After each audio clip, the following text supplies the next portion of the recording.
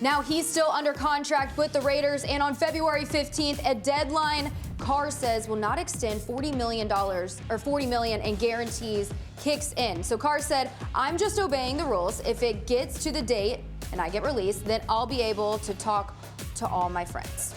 All right, so the clock is ticking there with Derek Carr and the Raiders. You guys, what do you think is next in this whole situation? Snip, snip. Time to cut him.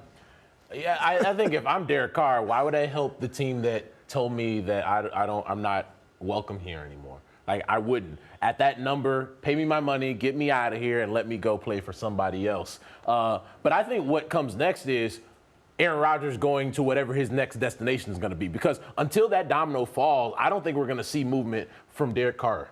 I totally agree with that. Yeah. I mean, we've talked about it. Again, Aaron Rodgers to me is one of those guys where I think you have to be ready to bring him into your environment. But if we're just judging them based off of who do we know is a better quarterback, it's going to be Aaron Rodgers. So that's going to be the first domino. And then you get Derek Carr, who I think is going to be right in there and make a team really happy. He's going to be the next one. So all of this stuff is really kind of layered based upon which one of the top dogs goes down first. Now, the Raiders, they can't wait for Aaron Rodgers, right? Because of the deadline here, they're going to eat $40 million. So does that put pressure on the Raiders here?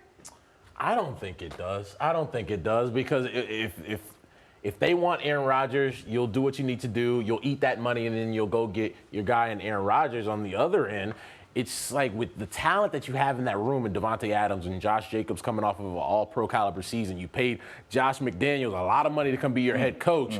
You can't waste time and like, we can find a bridge type of guy to be. No, because I don't think a Devontae Adams wants to play with a bridge type of guy or a young kid that you draft this upcoming season. And they shelled out money on defense, too. Like, they were trying to build that whole thing so they could go ahead and win right now in a division that we know is extremely tough, because you got the Chargers sitting right over there. I don't think any of us think the Broncos are going to be that much better, but they could be better. And then, of course, the Kansas City Chiefs, who are playing in the Super Bowl.